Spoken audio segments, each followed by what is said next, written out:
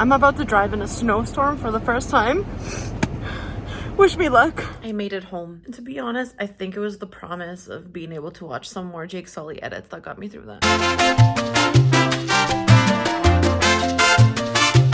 You might have heard me mention that me and my friends have a couple of book clubs that we have always on the go. So today I want to talk to you about some of the books that we read for our Fucked Up Lady book club. That's our most consistent book club where we meet once a month typically and we talk about a book that we all read. We are pretty flexible with the definition of fucked up lady. We kind of go off vibes, books that we want to read that have women at the center of it, and fucked up shit goes down. I've tried filming this so many times already and I keep struggling, so we're gonna keep it super short and brief. Perfect for the attention deficit baddies. Night Bitch by Rachel Yoder. Ambitious mother gives up her career to take care of her son and then becomes a dog.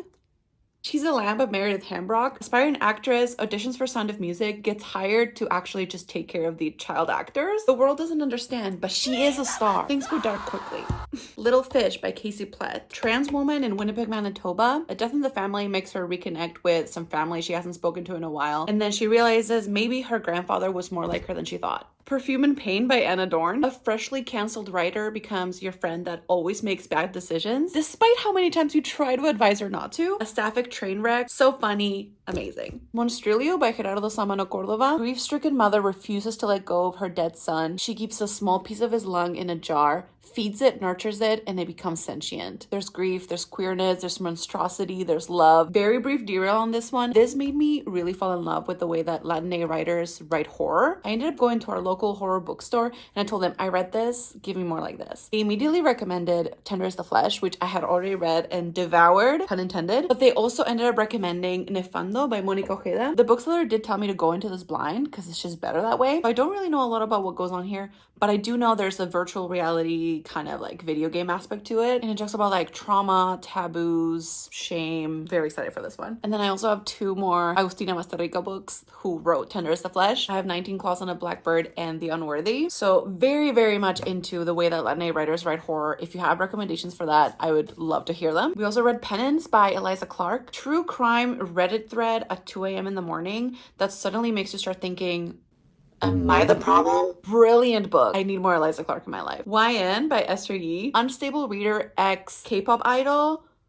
Things get a little crazy. This one wasn't my favorite, but I really respect how weird it was. Everything I Know About Love by Dolly Parton. Bruh. Kind of like a girl Bible. If you're in your 20s, I highly recommend you read this. I ended up reading a lot of this at a spa, so the book ended up all wet and wrinkled, but there's something kind of magical about that because every time I look at it, it really reminds me of a time in my life that I was reading it like with my friends. We were all together at the spa. It was just magical. I will also say, kind of controversial, but I really love the way that she talked about eating disorders in this memoir. It is ugly. It doesn't have like a happy message, but it is so real and so relatable. I really liked it. Chlorine by Jade Song. The Little Mermaid meets high school swim team meets horror movie. It is gory. It is like mentally detached from reality. Such a brilliant book. I need everything Jade Song ever writes again. Another side note, any book with an immigrant parent-child relationship will have me by the throat, and this really delivered on that.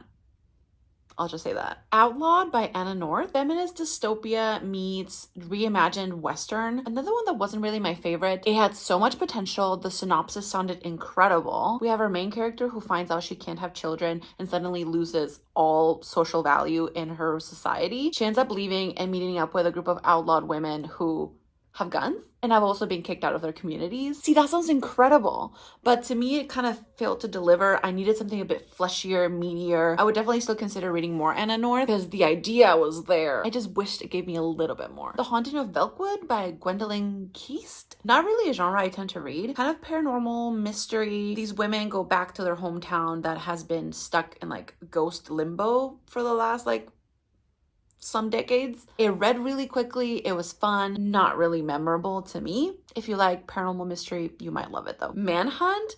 I didn't get to finish Manhunt, but what I read of it was enthralling. We have a group of trans women who are hunting down men in a post-apocalyptic kind of setting. They're hunting them down to basically castrate them. It is snappy, funny, but also like really intense. Kind of a controversial trans horror. It kind of had our group a little divided, but a really captivating read. I'm definitely going back and finishing that one. And then How to End a Love Story. Not really a fucked up lady, but I guess she does go through some very intense grief that makes her kind of harsh and quote unquote unlikable. We ended up really reading this because we all went to a book signing by Yulin Kwang. It was amazing. She was such an incredible speaker, so we were all kind of convinced to immediately buy her book. We have two writers who have a shared trauma back in their kind of adolescence. They meet up again and they are tasked to work together on a TV adaptation. If you like Emily Henry, I think you would really enjoy this. It really delivers on the romance and like the spice, but also has such a heavy focus on the personal development of each of the characters. On that note, Yulin Kwang is also the screenwriter for People We Meet on Vacation, the movie. So, which I didn't really love, but that's not on Yulin Kwang. That was on other things. So yeah, those are the books that we read for our Fucked Up Lady book club. If you have any other books that you think are amazing that kind of fit this category, please let me know so I can offer them up as an option. Do not embarrass me. Pick a good one. I also wanted to show you two books that I recently got from publishers. One of them is the Jane Austen Romance Guide for Well-Bred Women, Spotting Red Flags from Across the Ballroom. It is so cutie patootie. As a single baddie, this will come in handy. I do need to go on a date before this actually becomes relevant though, so might take a while. This is from St. Martin's Press. And then from House of Anansi, I got Seven Heavens Away. This is a coming of age story about a Palestinian teenager. House of Anansi stays publishing all these incredibly relevant books. I really adore them. They also sent the cutest little postcard. Love that. Thank you kindly for these gifts. And now we make some lunch. I'm heading out to a heated rivalry workout class in a bit, but I wanted to tell you about two things that I did last week that were pretty cool. One of them was in the intro, we had a movie night at this like local cinema, like party venue space. They did a double feature of Phantom of the Paradise and then Labyrinth. I have seen Labyrinth and I've always loved that movie. It is so weird and batshit and like 80s.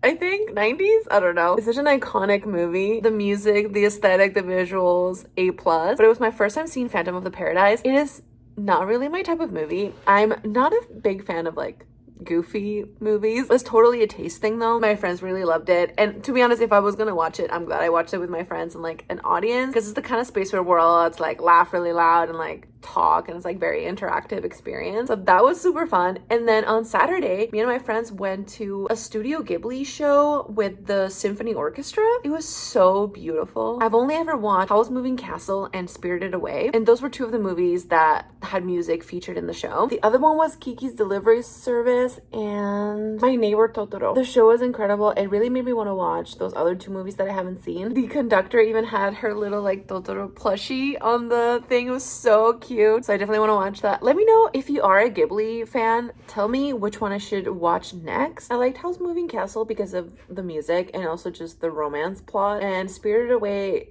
made me really upset, but I did love it. It was really beautifully done. Yeah, definitely let me know what I should watch next. And yeah, let's get going to a heated rivalry workout class. Let's go.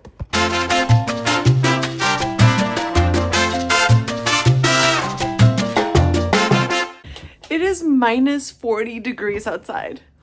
Minus 40. And yet, me and my friends went to a workout class because it was heated rivalry themed.